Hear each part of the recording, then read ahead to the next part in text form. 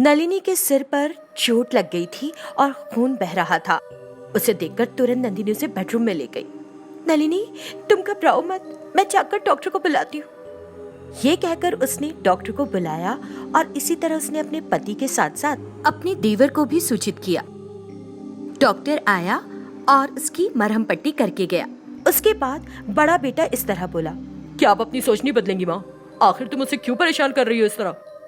सच है भाई, मैं यहाँ रहना ही नहीं चाहता। मैं अपनी पत्नी को लेकर चला जाऊंगा। यहाँ रहने पर माँ कभी भी उसकी हत्या भी कर सकती है। जब दोनों बेटों ने ऐसा कहा तो कांतम्मा की अंतरात्मा को चोट लगी और उसने अपने मन में ऐसे सोचा, मैंने ये जानबूझकर नहीं किया था। जब उसने मुझ पर आटा गिराया तो गुस्से में मैंने उसे धक्का दे दिया और वो चाकू पर गिर गई।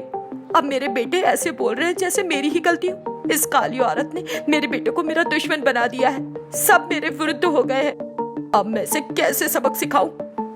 फिर अपने मन में नलिनी के प्रति क्रोध रखकर वो वहां से चली गई। अपने कमरे में जाकर लेट गई। तब नलिनी उसके पास आई और ऐसे बोली, क्या सासू माँ, तुम मुझसे नाराज हो गया? सच में तुमने मुझे कितना सताया और कितनी गालियां दी हैं। अब देखो, मैं तुम्हारे बेटों के सामने तुम्हें खलनायक बनाऊंगी। अब देखना कि तुम्हारे बेटे तुम्हें छोड़ देंगे और हम तुमसे अलग आराम और चैन से रहेंगे। तुमने मुझ पर बहुत अत्याचार किया है। अब मैं तुम्हें अपना असली रंग दिखाऊंगी। अब तुम कैसे चैन से रहती हो, मैं देखती हूँ। जब उसने कहा तो कांता को नलिनी पर बहुत गुस्सा आया। उसने तुरंत नलिनी से ऐसे कहा, मुझे पता है कि तुम एक चंट महिला हो और तुमने मेरी बड़ी बहू को भी अपने वश में करके उसे मेरे खिलाफ कर दिया। तुम यहाँ हमारे परिवार को बिगाड़ने आई हो। मुझे पता है तुम्हें कैसे सुधारना है। क्या करूँ तुम्हारा? इस तरह कांतम्मा ने कहा। उसके ऐसे कहने पर नलिनी और भी चिढ़ गई और उसे जवाब देने लगी, तुम मुझे मारोगी? अब तक तुमने कई बार कोशिश की है ना, लेकिन तुम्हारी योजना कभी कारगर नहीं हुई। अगर मैंने नंदिनी को रेलवे ट्रैक पर रोका नहीं होता तो अब तक तुम ट्रेन के नीचे आके लाश बन चुकी होती। उस दिन मुझसे गलती हो गई। छे, क्यों किया ऐसा? मुझे नंदिनी को नहीं रोकना चाहिए था। चटनी बन जाती तुम्हारी है उस दिन। जब उसने ऐसा कहा तो कांतम्मा गुस्से से थर्रा गई और उसने टेबल पर रखा चाकू उठा लिया। अगर मैं तुम्हें जिंदा छोड़ दूं तो तुम मुझे मार डालोगी। अब मैं ही तुम्हें मार डालूंगी। रुको, कौन आता है तुम्हारी रक्षा करने के लिए, अब मैं देखूंगी। इतना कहकर उसने हाथ में पकड़े चाकू से नलिनी पर हमला कर दिया। नलिनी शॉक्ड रह गई और जब दोनों इसी तरह लड़ रही थीं, तो नंदिनी ने पीछे से आकर रॉड से अपनी सास को मार दिया। क्या है सासू माँ, नलिनी पर इतना गुस्सा? मैं नहीं आती तो आज पता नहीं क्या हो जाता। अपनी सास को तड़पता देख नलिनी हंसने लगी। कांतम्मा जो अपने कमरे में सो रही थी, एक झटके के साथ जाग गई और तब उसे समझ आया कि वो सपना देख रही थी और उसकी जान में जान आई। बाप रे, मैंने ऐसा भयानक सपना क्यों देखा? ये काली औरत मुझे चैन से सोने भी नहीं दे रही, सपनों में भी मुझे सताती है।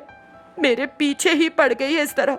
किसी तरह मैं उसे अपने घर से निकाल दूं और अपने बेटे की दोबारा शादी रचाऊंगी। देखना, ऐसा ही करूंगी। इस तरह शाम हो गई। उस शाम किसी ने कांतम्मा से बात ही नहीं की। इसी तरह रात भी हो गई। किसी ने उससे बात नहीं की और ना ही उसे खाने के लिए खाना दिया। तुम मेरे घर में रहने वाली काली औरत, तुमने मेरे बच्चे को मेरे लिए अजनबी और दुश्मन बना दिया।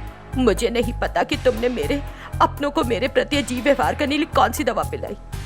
दूसरी तरफ नंदिनी नलिनी की देखभाल कर रही है जिसे चोट लग गई है और वो उसे खाना खिला रही है। तब नलिनी ने इस तरह पूछा, भाभी, क्या सासू माँ ने खाना खा लिया? उसके ऐसे पूछने पर नंदिनी नाराज होकर बोली, इतना कुछ होने के बाद भी तुम्हारा दया भाव नहीं गया, फिक्र हो रही है उसकी? तब नलिनी ने नम्रता से उत्तर दिया, इसमें कुछ भी गलत नहीं हुआ है। मैंने गलती से उन पर आटा गिरा दिया और जो भी उस स्थिति में होता वो गुस्सा हो जाता। और फिर कल की रेल पटरी का मामला, हमने अपने पतियों से शिकायत लगाई और उन्हें उन पर चिल्लाने के लिए कहा। इस सब से वो बेहद नाराज रही होंगी और अपने गुस्से में मुझे उठाकर गिरा दिया। ये सुनकर नंदिनी ने ऐसे कहा, उसने कभी नहीं सोचा होगा कि तुम्हारे सिर पर चोट लग जाएगी और इसलिए उसे झटका लगा, लेकिन तुम उस पर उल्टा दया क्यों कर रही हो? वो वहां से उठी और गुस्से में चली गई। कांतम्मा ने दोनों देवरानी जेठानी को बातें करते सुन लिया था। तुम कितनी मासूमियत से काम कर रही हो। दूसरों को लगता है तुम मेरे प्रति सहानुभूति दिखा रही हो और इस तरह मेरे लिए एक तरह की नफरत पैदा कर रही हो तुम। अगर मैं चुप रही तो बात नहीं बनेगी। मुझे तुम्हारा अंत देखना है। मुझे उसको सामने लाना होगा। जब तक वो नहीं आता मैं तुमसे छुटकारा नहीं पा सकती हूँ। मैं अभी जाकर उसे फोन लगाऊंगी। वो उठी और कॉल करने के लिए फोन के पास गए। कांतम्मा अपनी छोटी बहू से छुटकारा पाना चाहती है और वो किसी को इस सबके बीच लाना चाहती है, ये जानने के लिए कि कौन है और अपनी जिज्ञासा को दूर करने के लिए अगला एपिसोड देखें। नंदिनी ने नलिनी के हाथों में लिली का फूल दिया और वे घर जाने लगी। दीदी, तुम यहाँ क्यों चली आई थी? मुझे अंदेशा हुआ कि कुछ बुरा होने वाला है, यही सोचकर आ गई थी।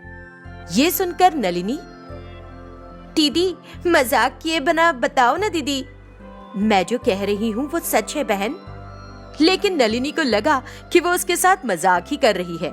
ठीक है, तो तुमने आकर मेरी जान बचाई है ना दीदी। दोनों बातें करती हुई जा रही थी। जब वे घर पहुंची तो सास सोफे पर बैठी हुई थी और बड़ी खुश होकर कह रही थी, अब तक तो ये काली औरत मर गई होगी और अब पानी में लाश बनकर तैर रही होगी।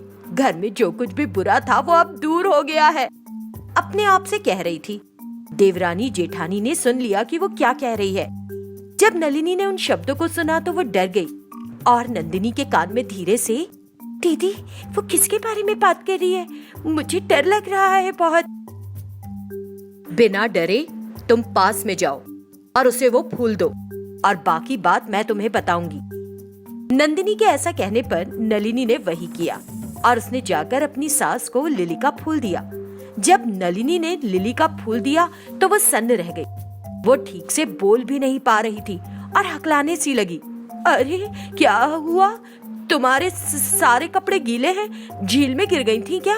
हाँ, आपको कैसे पता कि मैं झील में गिर गई थी सासू माँ? अरे रे, तुम्हारे गीले कपड़े देखकर मुझे ऐसा लग रहा है। हाँ सासू माँ, मेरे पैर में कुछ लगा और मैं फिसलकर झील में गिर गई। तैर सकती थी तो बच गई। ठीक है, जाओ और नहा लो। वो उठी और दूसरी तरफ चली गई। क्योंकि वो तैरना जानती है, मौत के मुंह से बाहर निकल आई। छी, मेरा उसे मारने का सारा प्लान फेल हो गया। उसे बहुत बुरा लगा। कुछ देर बाद नलिनी ने स्नान किया और नंदिनी के कमरे में गई। दीदी अब बताओ, आखिर घर में क्या चल रहा है? अगर हम बोले तो वो सुन सकती है ना नलिनी? वो यहाँ नहीं है दीदी, अभी अभी वो बाहर गई हैं, इसलिए मैं तुम्हारे कमरे में आई हूँ। अभी अभी तुमने उनके मुंह से सुना कि उन्होंने क्या कहा? वो तुम्हें पसंद नहीं करती, इसलिए उन्होंने तुम्हें झाड़ियों में बांधने की योजना बनाई और तुम्हें पानी में फेंकने की कोशिश की। उसके प्लान के हिसाब से तुम्हें डूब जाना था, लेकिन मुझे शक हुआ और मैंने पीछा किया। उस दिन भी जब तुम दिया जला रही थी तो उसने तुम्हें मारने की कोशिश की, लेकिन पीछे से मैंने ही उसे मार दिया। वो नीचे गिर गई। बस यही बात थी। नंदिनी के बताने पर नलिनी को बहुत दुख हुआ। दीदी, आखिर मैंने क्या गलती की है? वो मेरे साथ ऐसे क्यों कर रही है? मैं भी अपने पति को फोन करके इस बारे में बताऊंगी दीदी। बहन नलिनी माँ है उसकी, तो आसानी से भरोसा नहीं करेगा। हमारे पास सबूत भी नहीं। तुम टेंशन मत लो, एक दिन मैं देखकर उससे बात करूंगी, लेकिन तुमको अब सावधान रहना चाहिए हमेशा।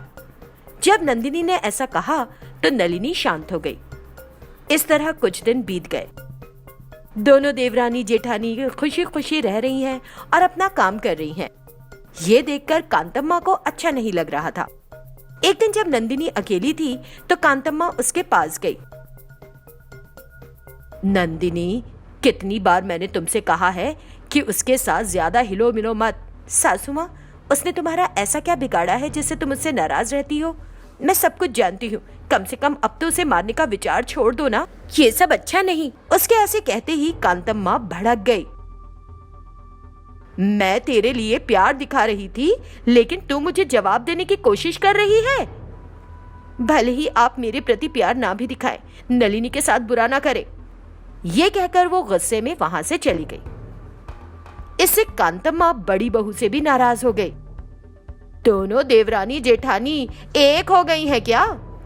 जब वो इस तरह सोचने लगी तो उसके मन में बड़ी बहू के प्रति भी घृणा पैदा हो गई और वो उससे भी बुरा व्यवहार करने लगी। दिन बीत रहे थे। अब कांतम्मा कोई न कोई वजह ढूंढकर उन दोनों पर आरोप लगा रही है। घर में कोई आता भी है तो उनके सामने वो नलिनी और नंदिनी को नीचा दिखाती है। दीदी, मेरी वजह से तुम पर भी आरोप लग रहा है। मुझे इस बात का बहुत दुख होता है दीदी। कोई बात नहीं, मैं इस स्थिति के लिए एक स्थायी समाधान के बारे में सोच रही हूँ। उसे हमसे थोड़ा डरना चाहिए, तभी वो हमारे खिलाफ अपनी हरकतें करना बंद करेगी। जैसे जैसे दिन बीत रहे थे, कांतम्मा का रवैया और खराब हो रहा था। इसलिए उन्होंने उसे डराने की योजना बनाई। एक दिन उन्होंने अपनी सास के दूध में नीम की कुछ गोलियां मिला दी, जिसे पीते ही कांतम्मा बेहोश हो गई। फिर दोनों बहुओं ने उसे पकड़कर रेलगाड़ी की पटरी पर लिटा दिया। तभी बहुत दूर से ट्रेन हॉर्न बजाकर उनकी ओर आने लगी। तेज शोर सुनकर कांतम्मा होश में आ गई और डर गई। उसके सामने दोनों बहुएं खड़ी थी और उसे देख रही थी। अरे, तुम क्या कर रही हो? मुझे ट्रेन आती दिखाई दे रही है। तुम दोनों जल्दी से मेरी रस्सियां खोलो। अगर तुम मर जाओ तो ये हमारे लिए अच्छा होगा। तुम्हारा मरना ही करेक्ट होगा।